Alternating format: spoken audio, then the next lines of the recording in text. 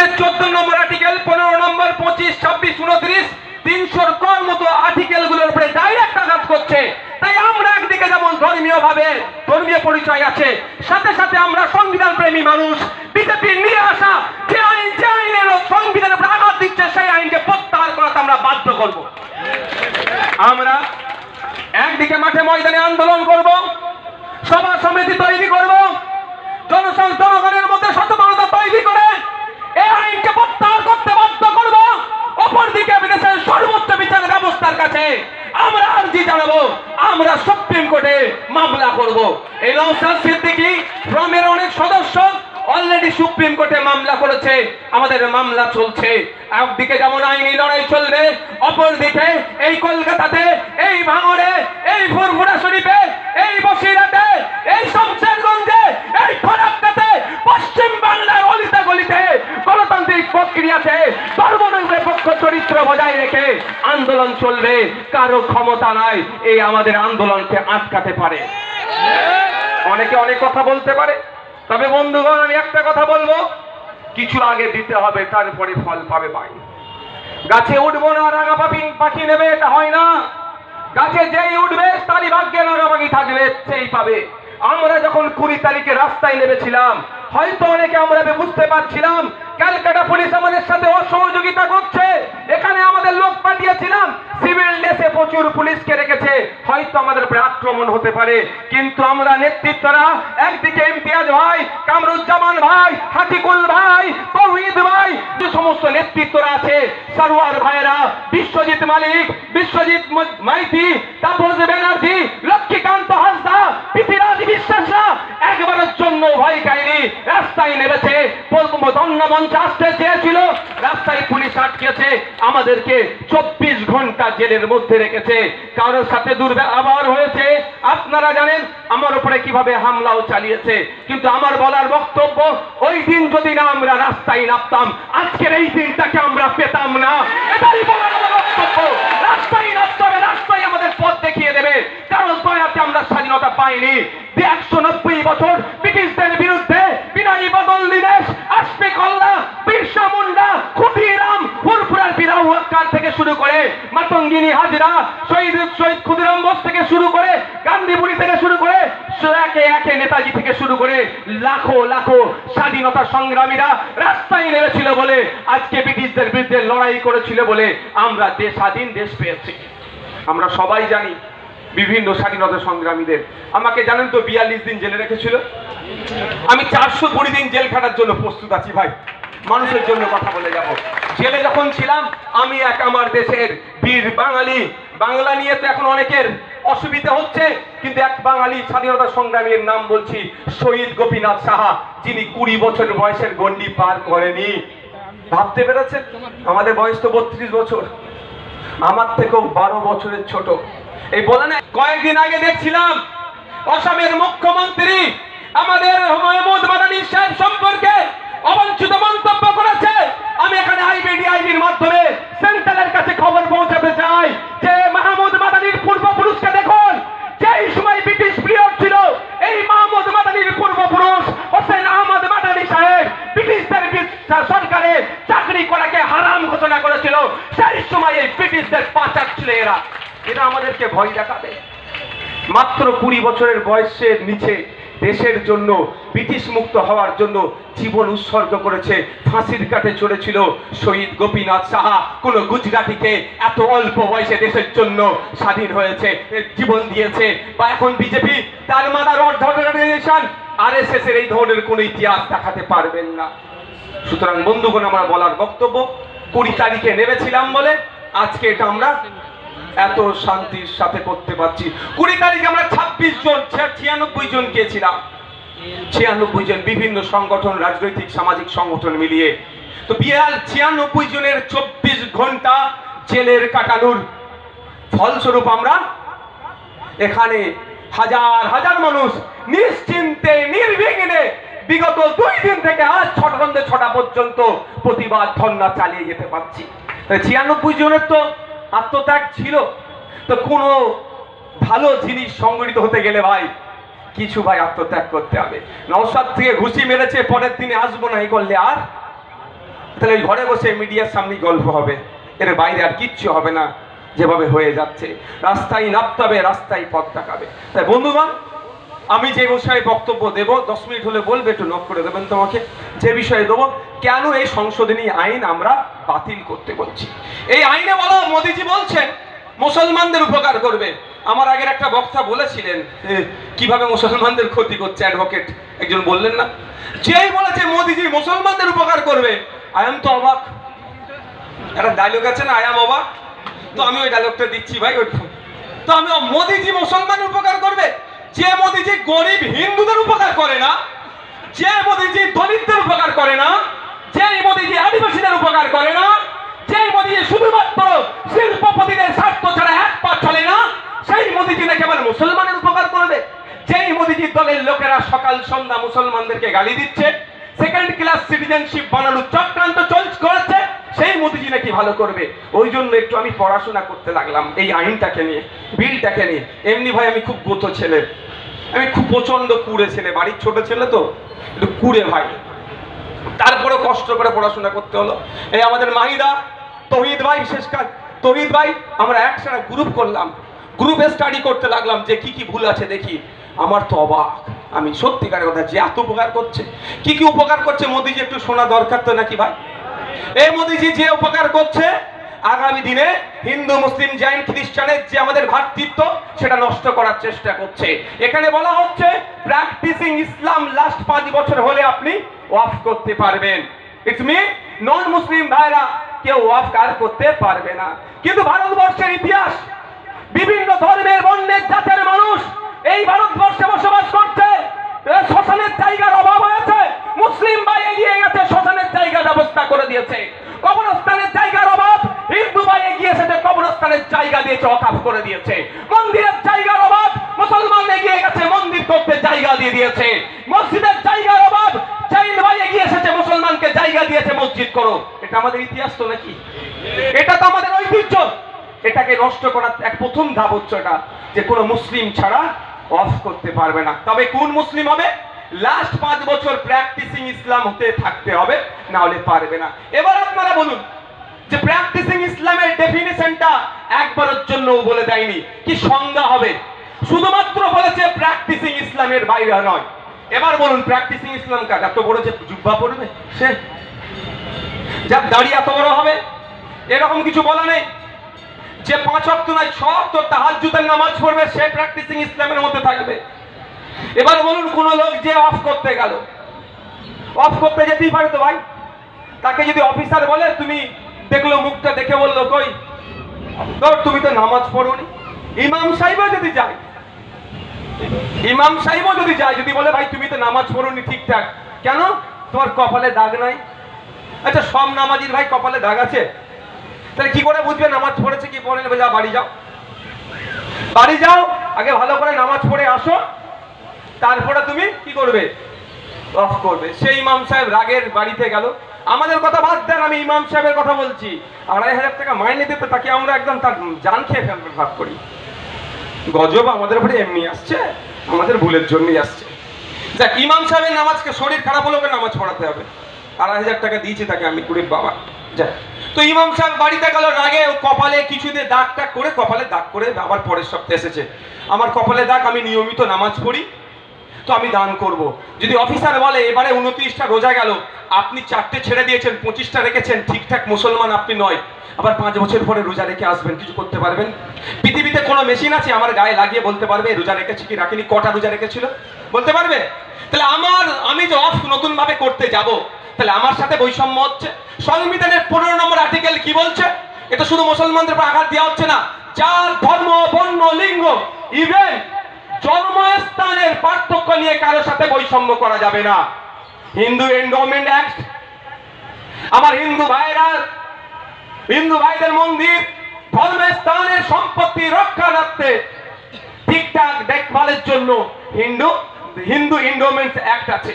সেই অ্যাক্টে কি বলা আছে? 5 বছরের জন্য হিন্দু হতে হবে, তারপরে তুমি সম্পত্তি দিতে পারবে।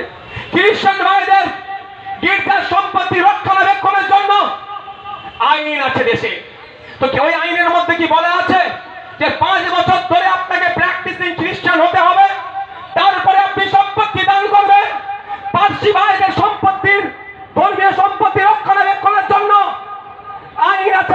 আইনের মধ্যে কোনো জায়গায় বলা নয়। শিখ ভাইদের গুরুদুয়ারার সম্পত্তি রক্ষণাবেক্ষণের জন্য কিভাবে চলবে, কমিটিতে কারা থাকবে, আইন আছে। সে আইনও কোনো জায়গায় বলা নয় যে আপনাকে 5 বছর ধরে শিখ হতে হবে, তারপরে আপনি দান করতে পারবেন। যদি কোনো ধর্মের জন্য শুধুমাত্র ইসলাম ধর্ম ছাড়া অন্য কোনো ধর্মের বিষয়ে যদি এটা বলে থাকে, সংবিধানের 15 নম্বর আর্টিকেল অনুযায়ী মুসলমান ধর্মে যারা ইসলাম ধর্মে বিশ্বাসী তারা বৈষম্যের শিকার হচ্ছে। তাই আজকে আমরা এই ধর্মমঞ্চ থেকে দাঁড়িয়ে দেশের প্রধানমন্ত্রীকে বলতে চাই, আপনি হয়তো সংখ্যার জোর দেখিয়ে আপনি পার্লামেন্টের উভয় কক্ষ থেকে বিল পাস করিয়ে নিয়ে আইনে পরিণত করতে চাইলেও আমাদের দেশের সর্বোচ্চ বিচার ব্যবস্থা সুপ্রিম কোর্টে আমরা মামলা করেছি। আমরা আইনের মাধ্যমে আপনার ওই সংখ্যার ভারীকে আমরা পেনের খোঁচাই আমরা দুর্বল করব। সংবিধান দিনের শেষে জিন্দাবাদ হবে। সংবিধানের 15 নম্বর আর্টিকেলকে কোনোভাবে আমাদের বিশ্বাস আস্থা দেশের সর্বোচ্চ বিচারালয়ের প্রতি যে 15 নম্বর আর্টিকেলকে কোনোভাবে ভায়োলেট হতে দেবে না। এখানে বলা আছে। আর এটা আপনারা অবাক হবে, সারা ভারতবর্ষে মনে হচ্ছে 31 না 32টা ওয়াকফ বোর্ড আছে। এবার ওয়াকফ বোর্ড গুলো যদি লুট করে তাদের ফল্ট। ওয়াকফ বোর্ড পরিচালনার দায়িত্ব যখন ওমর ওয়াজ সাহেবরা আসবে, ওয়াকফ বোর্ডের পরিচালনার দায়িত্ব যখন আমাদের জালাল সাহেবরা আসবে, ওয়াকফ বোর্ডের পরিচালনার দায়িত্ব আমাদের যখন সাদিকরা আসবে, ওয়াকফ বোর্ড পরিচালনার দায়িত্ব যখন আমাদের বাইজিদ ভাইরা আসবে, তখন আমরা ইমানদারের সাথে চালাবো, 1 টাকা এদিক ওদিক হতে দেব না। কিন্তু এখন ওয়াকফ বোর্ডে কিছু অর্ধেক চোরের দল বসে আছে। তো ওয়াকফ বোর্ডের ওয়াকফে আওলা যে সম্পত্তিগুলো আছে তার প্রতি বছর 7% ওয়াকফ বোর্ডে জমা হয়। ওই 7% টাকা থেকে কি হয়, পড়াশোনার ক্ষেত্রে আগে লোনের ব্যবস্থা ছিল, বিবাহের ক্ষেত্রে, আবার বিভিন্ন সামাজিক কর্মকাণ্ডের জন্য ওয়াকফ বোর্ড দিত। সেই 7% গুলো ওয়াকফ বোর্ডে জমা হবে। মোদিজি মুসলমানদের ভালো করতে গিয়ে 7% এর পরিবর্তে 5% করছে। তাহলে দুর্বল হচ্ছে না শক্তিশালী হচ্ছে ভাই? 100 টাকায় আগে 7 টাকা জমা হতো ওয়াকফ বোর্ডে, এখন বলছে 100 টাকায় 5 টাকা জমা করো। মোদিজি যদি তাহলে 5 টাকা জমা করলে বোর্ড শক্তিশালী হবে না দুর্বল হবে? আর্থিকভাবে ক্ষতি হচ্ছে তো। মোদিজি যদি 7-এর জায়গায় 14 টাকা বলতো না, আমি মোদিজিকে শাবাশি দিতাম অন্তত, যে অন্তত একটা উনি ভালো কাজ করেছেন। এইভাবে দুর্বল করছে ওয়াকফ বোর্ডে। আগে ছিল ওয়াকফ সম্পত্তি নিয়ে দুর্নীতি করলে 2 বছর পর্যন্ত জেল হবে। মোদিজি এত ভালোবাসে আপনাদেরকে, সংখ্যালঘু মুসলমানদেরকে, আবার সংখ্যালঘু মুসলমানের মধ্যে থেকে তো আমার মায়েদেরকে নাকি আরো বেশি ভালোবাসে। আমরা কি দেখলাম, ওয়াকফ সম্পত্তি নিয়ে দুর্নীতি করলে 2 বছর পর্যন্ত জেলের যেখানে হতো সেইটা কমিয়ে মাত্র 6 মাস করে দিয়েছে। মানে কি, দুর্নীতি বাড়াও। মোদিজি সত্যিকারের অর্থে এই বিজেপি সরকার কেন্দ্রের যদি সত্যিকারের অর্থে ওয়াকফ সম্পত্তিকে রক্ষা করার চিন্তা ভাবনা থাকতো, তাহলে ঘোষণা দিত ওয়াকফ সম্পত্তির দিকে তোরা চোখ তুলে তাকাবি না। ওয়াকফ সম্পত্তি নিয়ে কেউ দুর্নীতি করলে এখন 2 বছর জেল, ওটাকে বেরিয়ে আমরা 12 বছর জেল দিব। তাহলে নওশাদ সিদ্দিকী মোদিজির নামে জয়ধ্বনি দিতাম, দেশের প্রধানমন্ত্রীর নামে। তা করলো না, জেলের এটা কমিয়ে দিল, মানে বেশি করে লুট করো। আর কি হচ্ছে, ওয়াকফ ইউজার। আমি এই ভাষাই বলছি। আজকে অনেকে ভাবছে মাদ্রাসার মধ্যে জায়গা যাচ্ছে, মসজিদের জায়গা যাচ্ছে, আমি চুপ করে থাকি। আরে বন্ধু, এটা মাথায় রাখবেন, আজকে মাদ্রাসার জায়গাটাই নজর পড়েছে, মসজিদের জায়গাটাই নজর পড়েছে। আজকে যদি এটা দখল করতে পারে, কালকে আপনার গির্জার জায়গা দখল করবে, পরশুদিন আপনার গুরুদুয়ারের জায়গা দখল করবে, তারপরের দিন আপনার দেবত্ব সম্পত্তি এরা হাতছাড়া করবে না, সেটাকেও দখল করবে। তাই ঐক্যবদ্ধ হতে হবে। আজকের দিনেই কোনো ধর্মস্থানের জায়গা এই মোদী সরকার অবৈধভাবে দখল করতে আমরা দেব না। লড়াইটা চালাতে হবে। কেন করছো ওয়াকফ ইউজার? কলকাতার 10টা প্রাইম প্রপার্টি, একটাই আমাদেরকে কেন মঞ্চ বানতে দেয় না জানেন? এটা বললে আবার বলবে পার্টির কথা বলে ফেলছে। আমি ভেবেছিলাম আজ পার্টির নামও নিব না, কিন্তু বলতে বাধ্য হচ্ছি। আমি এর আগে বলেছিলাম কি খেয়াল আছে, ক্যামাকি স্ট্রিটে ওয়াকফের সম্পত্তি আছে। আমি নাম ধরে বলে দেবো কত নম্বর দাগ, 5 নম্বর কামাকি স্ট্রিট, যেখানে তৃণমূল কংগ্রেসের পার্টি অফিস যে বিল্ডিং এ, ওখানে মদে আছে, বার আছে, অনেক কিছু আছে। ওটা মুসলমানদের ওয়াকফ প্রপার্টি লুট করে খাচ্ছে। সময় আসলে ওই জায়গাও আমরা উদ্ধার করব। আমি যদি তথ্য দিয়ে বলছি, আমি যদি ভুল বলি, আমার বিরুদ্ধে মানহানির মামলা ঠুকতে বলবেন। যেটাতে তৃণমূলের পার্টি অফিস আছে ওই 5 নম্বর কামাকি স্ট্রিট, 5 নম্বর কামাক স্ট্রিট, ওটা ওয়াকফ সম্পত্তি। বাংলার একজন আইকনিক পার্সন ছিলেন, বাংলার একজন নোটেবল পার্সন, ইস্পাহানিদের নাম, যার নাম ছাড়া বাংলার ইতিহাস অসম্পূর্ণ। সেই ইস্পাহানিদের জায়গা লুট করে ওরা ওখানে বার চালাচ্ছে, মদের দোকান, রাজনৈতিক কারবারিরা ওখানে হই হই করছে। তাতে না আমরা বুঝতে পারি আমাদেরকে ভুলিয়ে দেওয়ার জন্য কলকাতার রাজপথে আমাদের আসতে দিচ্ছে না। তবে একটা বলতে চাই, এখানে স্টেটের আইবির মাধ্যমে নওশাদ সিদ্দিকী ভুলে যাওয়ার ছেলে নয়। স্টেজে যারা বসে আছে এরা বন্দুকের সামনে রাজনীতি করতে এসেছে, বন্দুকের সামনে দাঁড়িয়ে এরা সমাজনীতি করতে এসেছে, বন্দুকের সামনে দাঁড়িয়ে এরা হকের কথা বলে যাবে। সুতরাং এদেরকে জেল জমকি চমকি দিয়ে এদের লড়াইকে আপনি আটকাতে পারবেন না। সময় আসবে ওই 5 নম্বর কামাক স্ট্রিটের ওয়াকফ সম্পত্তিটাও আমরা উদ্ধার করব। সেই উদ্ধারে শুধু কি নওশাদ সিদ্দিকী থাকবে? মনে হয় জাত ধর্ম বর্ণ নির্বিশেষে মানুষরা আমার সাথে থাকবে। তা বন্ধুগণ, এরা ওয়াক বা ইউজার করে ওই জায়গাগুলো লুটতে চাইছে। আমি আপনাদের বলি, আপনার যে পূর্বপুরুষ কবরস্থানের জন্য যে জায়গাটা দিয়েছে, সংবিধানের এই আপনার আইনের মধ্যে না আইনের বাইরে আপনি জেনে নিতে হবে। বলতে পারে যে মৌখিক দানটা অবৈধ। আরে বন্ধু, যে বলবে অবৈধ সেই বন্ধুকে ভাবে আজকে নোট করে নেন। Indian evidence act 1872, Indian contract act 1872, transfer of property act 1882, এই 3টা আইনের মধ্যে মৌখিক দানকে বৈধ বলে ঘোষণা হয়েছে। সুতরাং আপনার আমার পূর্বপুরুষেরা মৌখিক মাদ্রাসা মসজিদ দিয়ে কিছু ভুল করেনি, আইনকে মান্যতা দিয়ে বরঞ্চ আইনের একটা প্রভিশনকে তারা যথাযথ প্র্যাকটিস করেছে, তাদেরকে ধন্যবাদ দেওয়া দরকার। শুধু তাই নয়, 2000 সালে সুপ্রিম কোর্টে একটা মামলা হয়েছিল। সুপ্রিম কোর্টের মামলাটা লিয়াকত আলী গোলাম, মোহাম্মদ জামিল 2000 সালের মামলাতে সুপ্রিম কোর্ট মৌখিক দানকে বৈধ বলে ঘোষণা করেছে। ভয়ের কিসে? ভয়টা তো আমাকে আপনাকে কে দেখাচ্ছে বলুন তো? আমাদের বড় ভাইজানরা, যাদেরকে আমরা ভাবতাম এনি আমাদের রাস্তা দেখাবেন, যাদেরকে ভাবতাম এরাই আমাদেরকে পথ দেখাবে, যাদেরকে ভাবতাম এরাই হয়তো আমাদেরকে সঠিক দিশা দেখাবে, তারাই আজকে আমাদেরকে ভয় দেখাচ্ছে। আমি দায়িত্ব নিয়ে বলছি, আমি গতকালকে বলছি, আজকেও বলছি, আমার এই ভিডিওটা এখানে রাজ্যের তো জানবে, সেন্ট্রালেও যাবে, আমি ভালো করেই জানি। একটা দেখি বাপের বেটা বেরিয়ে আসুক, নওশাদ সিদ্দিকী একদিকে থাকবে, অন্যদিকে যে পারবে থাকবে। এই ওয়াকফ আইন করে মুসলমানদেরকে শোষণ করা হবে, মুসলমানদের মাদ্রাসা মসজিদ কেড়ে নেবে, এটা আমি বলছি। আর ওরা বলছে মুসলমানদের উপকার করবে। এই মর্মে আমি চ্যালেঞ্জ বসতে রাজি আছি। একদিকে শুভেন্দু অধিকারী থেকে শুরু করে যত বড় নেতা আছে বসিয়ে দেন, অপরদিকে এই মঞ্চের পক্ষ থেকে আমাকে ছেড়ে দেন, ওদেরকে আমি নাজে গোবরে করে ছেড়ে দেবো। তবে একটা আমি কথা বলি, ওরা বসবে না, ওরা ভাড়া করে লোক নিয়ে যে ওয়াকফে নিয়ে ডিবেট করবে। পারবে আমাদের আলমগীর সাহেবের সামনে বসতে, পারবে আমাদের মির্জা নুরুল হাসান সাহেবের সামনে বসতে, ওদের দম নয়। কারণ জানে এরা রেডি হয়ে এসেছে, এই জন্য এদের সামনে বসবে না। বন্ধুগণ, আমি বক্তব্য দীর্ঘায়িত করব না, আপনারা শুনলে অবাক হবে। এতদিন ট্রাইব্যুনালে প্রথম মামলা হতো, ট্রাইব্যুনালে মামলা হওয়ার পরে ডিসিশন হতো এটা ওয়াকফ কি ওয়াকফ না, ঠিক আছে। হঠাৎ করে রাস্তায় রেডে করা আওয়াজ উঠছে।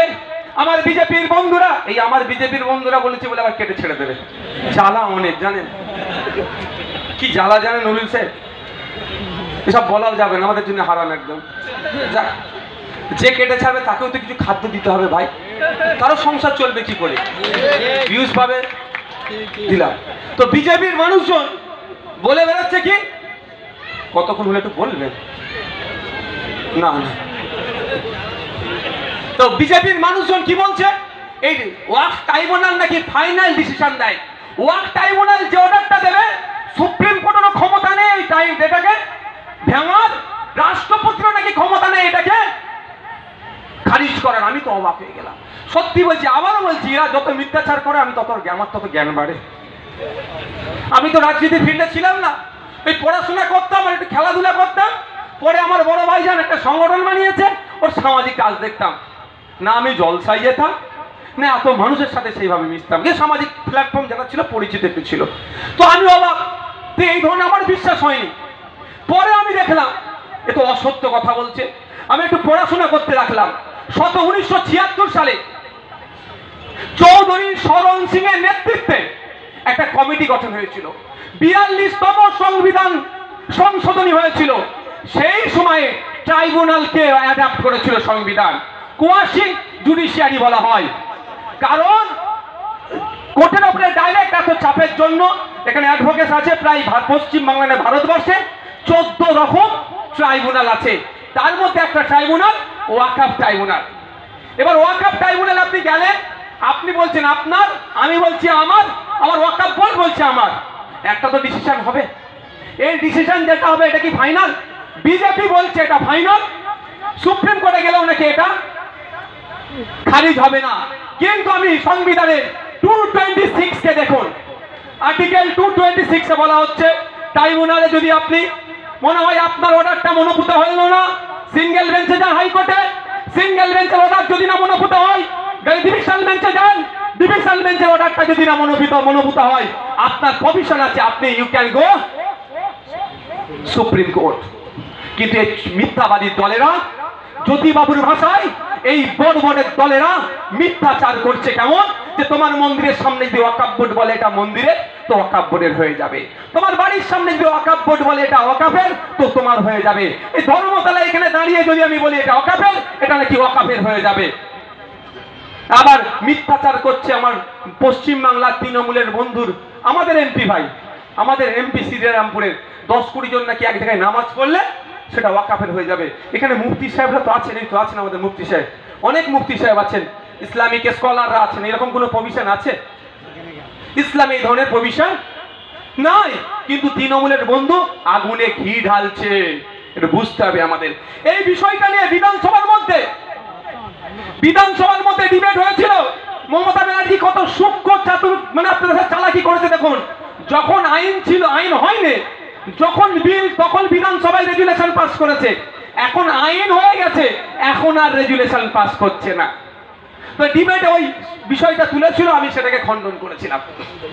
বন্ধুগণ, আমাদের ওয়াকফ ট্রাইব্যুনালে আপনি অবাক হবেন আপনারা, 14টা যে ট্রাইব্যুনাল আছে, 13টি ট্রাইব্যুনালের নিজস্ব কিছু আইন কানুন আছে।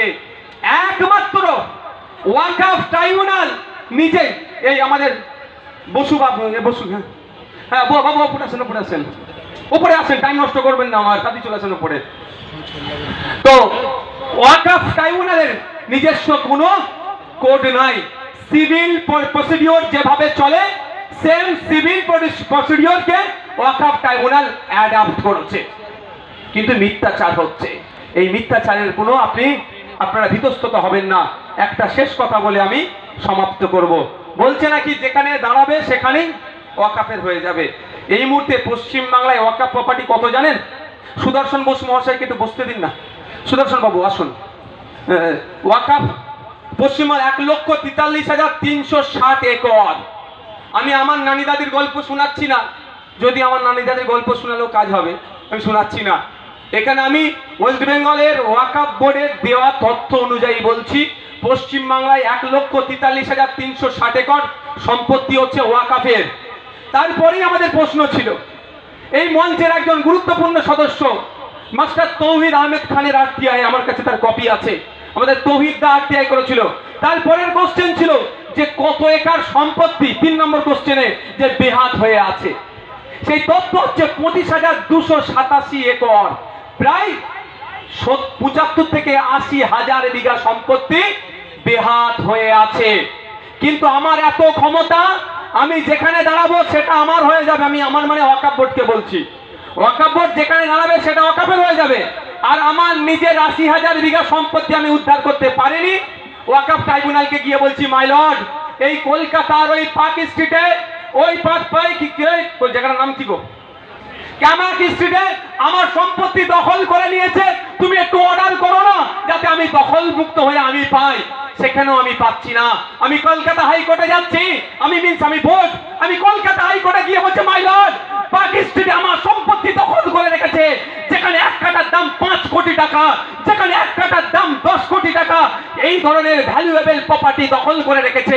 তুমি একটু অর্ডার করে দাও না, যাতে আমি আমার সম্পত্তি ফিরে পাই। তাও আমি পাচ্ছি না। আমি বাধ্য হয়ে সুপ্রিম কোর্টে যাচ্ছি। সুপ্রিম কোর্টে গিয়ে বলছি মাই লর্ড, আমার সম্পত্তি বেদখল হয়ে আছে, 80,000 বিঘা সম্পত্তি আমার এখনো পাচ্ছি না। তুমি একটু অর্ডার করো যাতে আমি পেয়ে যাই। কিন্তু তারিখ পে তারিখ আমি উদ্ধার করতে পারছি না। আমার এত ক্ষমতা এইদিকে, আমি যেখানেই দাঁড়াবো সেটাই আমার হয়ে যাবে। এসব ছ্যাবলামো বন্ধ করতে বলুন। দম থাকলে বিজেপির নেতাদের বলুন, নওশাদ সিদ্দিকীর সামনে বসে ওয়াকাফ ভালো না খারাপ সেটাকে প্রমাণ কর, তারপরে জ্ঞান দিবি। বন্ধুগণ, আমি বক্তব্য দীর্ঘায়িত করব না, তবে মনে রাখবেন ওয়াক বা ইউজার আর একটা খাতারনাক আরেকটা আছে, ইন্ডিয়ান লিমিটেশন অ্যাক্ট 1963-তে আইনের বিশেষজ্ঞরা আছে। কোনো জায়গায় 10 বছর না 12 বছর ভাই, 12 বছর কোনো যদি পাবলিক প্রপার্টিতে কেউ বসে পড়ে, সেটা তার তুলতে পারবেন না। কাগজে কলমে মালিক না হলেও সত্তার মালিক হয়ে গেল। এটা ইন্ডিয়ান লিমিটেশন অফ অ্যাক্ট 1963। কিন্তু আজ পর্যন্ত শুধুমাত্র ওয়াকাফ ছাড়া কোনো ধর্মীয় সম্পত্তির ক্ষেত্রে লিমিটেশন অ্যাক্ট প্রযোজ্য ছিল না। ইভেন প্রিন্সিপাল অ্যাক্ট 1995 ওয়াকাফের 107 নম্বর আপনার সেকশনে বলা ছিল যে এখানে ইন্ডিয়ান লিমিটেশন অ্যাক্ট প্রযোজ্য হবে না। অর্থাৎ ওয়াকাফ সম্পত্তির উপরে কেউ 10 বছর কেন 50 বছর 100 বছর যদি বসবাস করে, সেই সম্পত্তিটার উপরে তিনি চোর দেখাতে পারবেন না। কোর্ট আদালতে গেলেও সেই সম্পত্তি সে নিজের বলে করতে পারবে না। কিন্তু মোদী যে নতুন আইন নিয়ে এসে এটাকে তুলে দিলে, অর্থাৎ আপনি 12 দিনে বসেছেন না 12 বছর বসেছেন, কে ডিসাইড করবে ভাই? কে করবে? না 12 ঘন্টা বসে যদি বলি আমি 12 বছর বসেছি, কি হবে? তাহলে ঝামেলা লাখাবাদ তৈরি করে দিল। এখানেও সংবিধানের 15 নম্বর আর্টিকেলকে ভায়োলেট করা হয়েছে। কারণ আমি আপনাদের বলছি, আমি একটু মাফ করবেন, আমি একটু খোলামেলা কথা বলে কিছু জানি না, আমাকে সবাই গাল দেয়। শুভেন্দু অধিকারীও বলছে তৃণমূলের সাথে সেটিং, আর মমতা ব্যানার্জিও বলছে বিজেপির সাথে সেটিং। আরে আমাকে দুদিক দিয়ে ঠেলাঠেলি করছে, যাবো কোথায় রে? যেখানে আছো ওখানেই থাকবো। শুভেন্দু বাবুরও জ্বালা ধরছে বুঝতে পারছি, দিদিমণিরও জ্বালা ধরছে, উনি আর ভেঙে পড়ি না। কিন্তু আমাকে বলতে হবে কিছু কথা ভাই। আমার কোনো ভাই হিন্দু ভাই দেবত্ব সম্পত্তির ওপরে কেউ যদি 12 বছর কেন 22 বছর কেন 200 বছর কেউ বসবাস করে, সেই জায়গা সে ক্লেম করতে পারবে না, because of the Hindu endowments act অনুযায়ী। শিখ ভাইদের গুরুদুয়ারের সম্পত্তিতে কেউ যদি বসবাস করে 12 বছর কেন 2200 বছর বসবাস করলে, এখন পর্যন্ত যে আইন আছে জীবনে সে ওভাবে ডিমান্ড করতে পারবে না, কারণ আইন আছে। ঠিক একইভাবে এতদিন ওয়াকাফের ছিল, এটা তুলে দিয়েছে, সেই ক্ষতিটা হবে। আমি একটা উদাহরণ দিয়ে শেষ করব। আপনারা জানেন পীর গোড়াচাঁদ আব্বাসী রহমতুল্লাহ আলাইহির মাজার আছে কোথায় বলো না গো? হাড়োয়াতে আছে না? 1000 বিঘা ওয়াকাফ সম্পত্তি ছিল, সব সরকার একটু একটু করে খেয়েছে, কেউ বাদ যায়নি। স্বাধীনতার আগে থেকে খাচ্ছে, খেয়ে এই তৃণমূলের আমলে পুরো পুকুর বিক্রি করে দিয়েছে, আর মাত্র 5 বিঘে আছে। কিন্তু এতদিন আইন ছিল, ওই 1000 বিঘে সম্পত্তি উদ্ধারের আইন ছিল। হয়তো শিখ দ্বারা যুক্ত শাসক আমরা পাইনি বলে উদ্ধার করতে পারিনি। আমরা আশায় আছি একদিন শিখ দ্বারা যুক্ত শাসক আসবে, তার দ্বারাই ওয়াকাফ সম্পত্তিগুলো, দেবত্ব সম্পত্তি যেগুলো বেহাত হয়েছে, গির্জার সম্পত্তি যেগুলো বেহাত হয়েছে, রিফিউজি সম্পত্তি যেগুলো বেহাত হয়েছে, উদ্ধার করে রিফিউজি ভাইদের হাতে তুলে দেবো। মন্দিরের সম্পত্তি উদ্ধার করে মন্দিরের হাতে তুলে দেবো। মাজারের সম্পত্তি উদ্ধার করে মাজারকে তুলে দেবো। মসজিদের সম্পত্তি উদ্ধার করে মসজিদকে তুলে দেবো, যখন শিখ দ্বারা যুক্ত সরকার আসবে, তাই না? কিন্তু এরা যে শিখ দ্বারা যুক্ত নয় বলে একের পর এক খেয়ে নিচ্ছে। নতুন আইনে 995 বিঘা সম্পত্তি আপনি আর পাবেন না। তাহলে মোদিজি মুসলমানদের উপকার করলো না ক্ষতি করলো ভাই? এটা মাথায় রাখুন। ধন্যবাদ। পরে যদি একটু সুযোগ দেয় এসআইআর টেসআইআর নিয়ে একটু বলবো আমি।